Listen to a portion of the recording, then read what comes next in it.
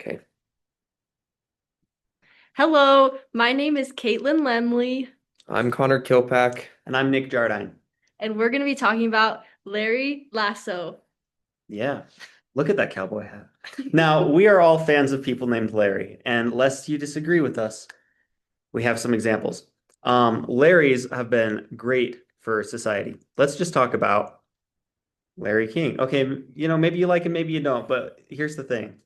He's a guy that you've heard of, probably. So that's cool. We also have Larry the Cable Guy. And who can argue that Tow Mater is not important? Come on. We love Larry's. Um, Larry Bird. He's like a bird, but a Larry. And he makes shots in basketball. Very important people, right?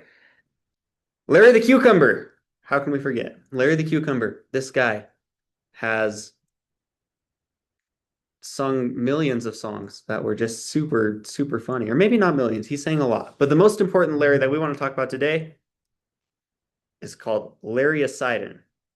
He's super awesome. Woohoo! Yeah, so you might wonder, what is Larry-Sidon? We've talked about all these Larrys, but why is this one the most important one for us in our lives?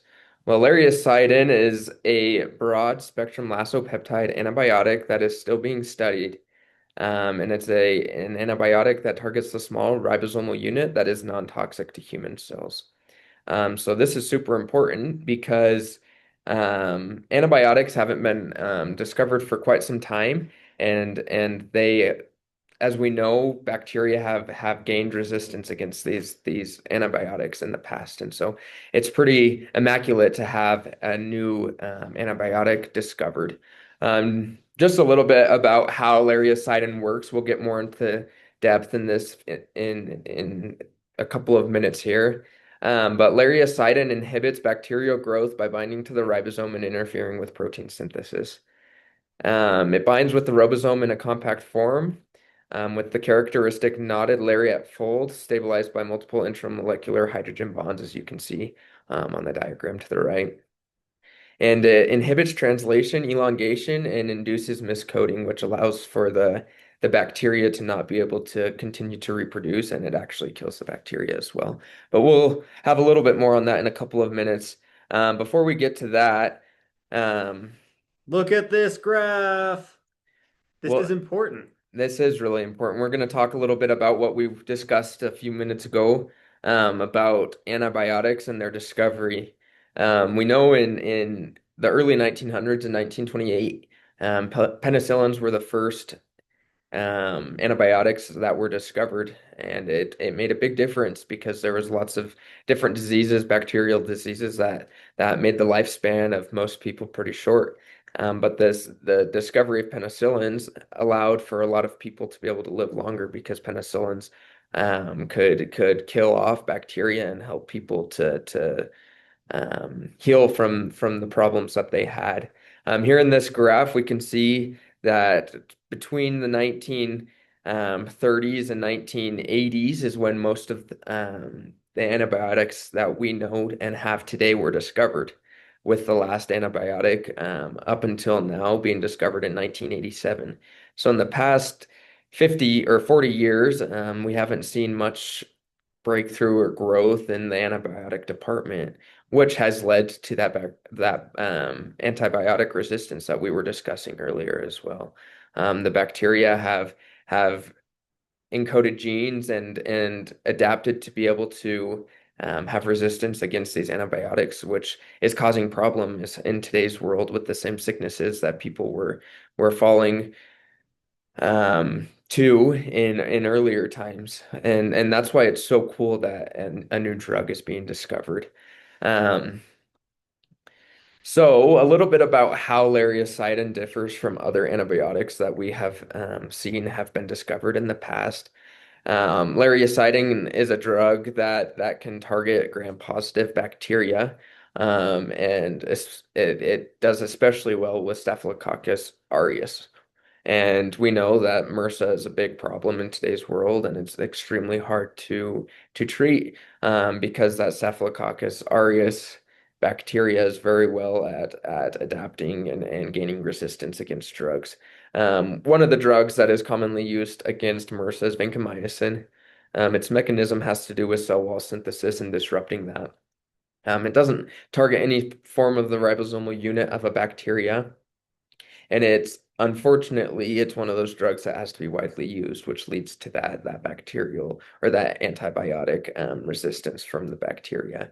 Another drug that is used is linezolid, which its mechanism of attack is to protein synthesis on the large ribosomal unit. It attacks against MRSA, and again, it's widely used, sometimes combined with other drugs to attack the Staphylococcus aureus disease. And then clindamycin is another one that attacks the large ribosomal subunit that can be used to combat against gram-positive bacteria. Bactrim is another one that's used that mechanism of action attacks the folate synthesis that is used against gram-positive and is widely used as well. And like we've discussed, that term of widely used is quite scary because those bacteria have that resistance against drugs that are used often. Again, with the doxycycline or the minocycline, it attacks the small subunit of protein synthesis of the ribosome, and it is widely used as well. But the cool thing about lariacidin is it attacks the small subunit of the ribosome, but it's a broad spectrum drug. And there hasn't been any discovery of any sort of resistance against the drug in studies that have been going on and anything there. Unfortunately, it's still being investigated, and you know how long that process can take. And so the cool thing is that we have discovered it. We're moving forward with antimicrobial properties and different agents that we can use, and we've discovered a new drug that attacks using a different mechanism than other things. Okay, so where does lariacidin attack? So lariacidin is bactericidal, meaning it kills bacteria, and Larry binds to the small ribosomal subunit at a distinct site adjacent to the decoding center. And the decoding center is the site on the ribosome where the genetic code from the messenger RNA is translated into a protein sequence. And this establishes simultaneous interactions with the 16S RNA and the aminoacyl tRNA, inhibiting translocation, which is the transport of molecules across a membrane, and it induces miscoding. So here's our visual representation. So that red dot on the lariacidin is where it attacks and where it attaches to the ribosome, those red points. Yeah. So this lariacidin has a completely new chemical scaffold for how it attacks different bacteria and things like that. So some articles have talked about it, and we have a couple of quotes up there from these articles. Lariacidin is more than just a new compound. It introduces an entirely new chemical scaffold for antibiotics. Its unique action on the ribosome opens doors to future drugs built on the same model. So it's not a one and done thing. Better and improved drugs can be made off of lariacidin, and that's good.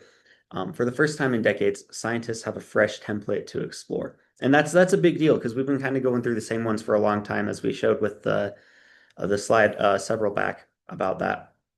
And then also this quote that says lariacidin has a favorable safety profile with fewer side effects than traditional antibiotics.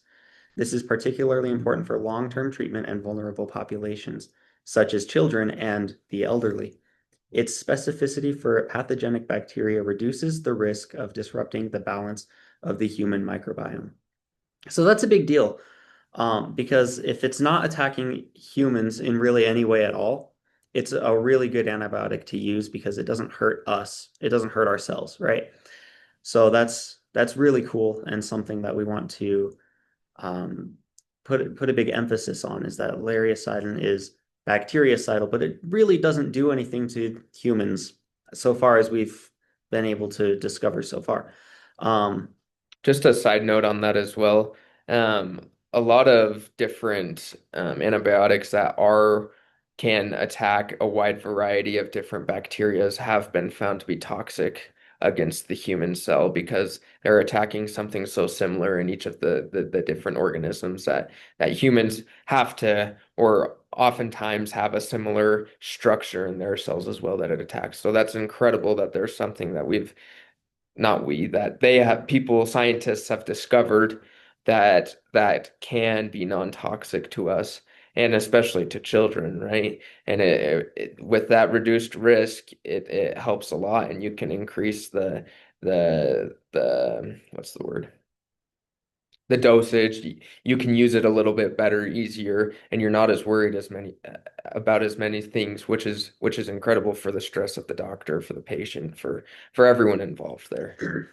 yeah, thank you. And it's really effective. The lariacidin that's been found has been very effective. So these are some of the populations of bacteria that are affected by lariacidin that are not affected by a lot of other things. We've got MRSA or methicillin-resistant Staphylococcus aureus.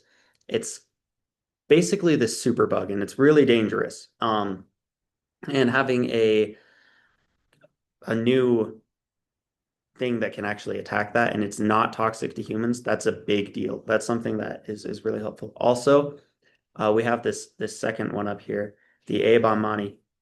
This is a cause of some serious pneumonia. It's very dangerous. It's derived mostly in hospitals. It's an opportunistic pathogen and it's highly resistant to antibiotics because it has a really nice efflux pump. You know, antibiotics come in, it just kind of kicks it out. It has enzymatic inactivation, target modification, biofilm formation, and genetic transfer. So it's got a whole bunch of defenses to just push it out. It's not effective, or those things aren't effective against lariacidin, rather. We also have what are called CREs, carbapenem resistant, or sorry, carbapenem resistant Enterobacteriaceae.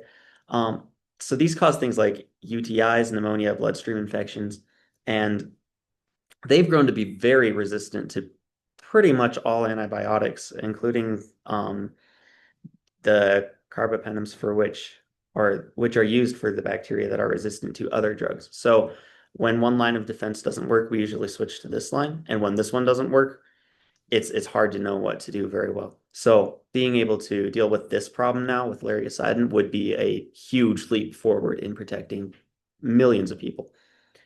And then there's really a very low amount of cross resistance. So drugs that are in one class sometimes can induce resistance in another class. So think like penicillins and cephalosporins, right?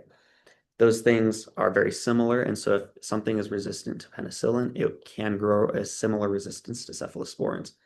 That doesn't really work here, which is great. It's awesome that it's super efficacious. However, it does have some limitations.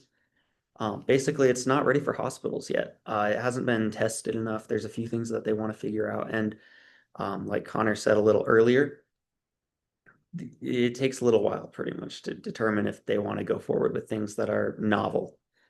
Um, the natural production by the Pionibacillus is limited.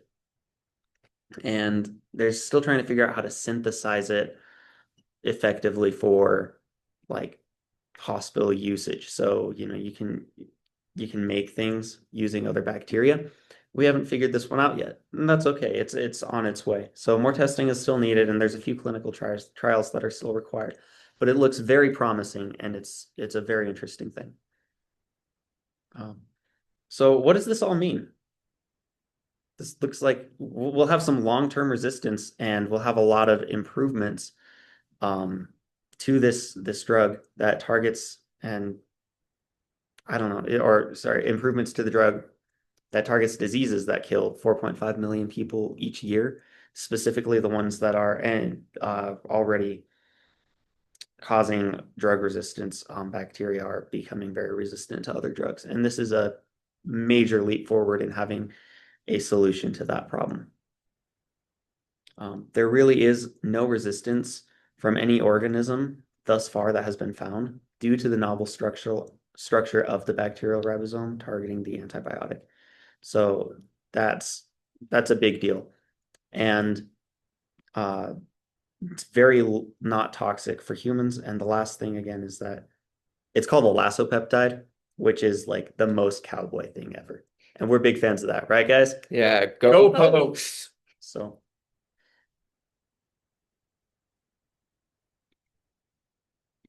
can you edit anything?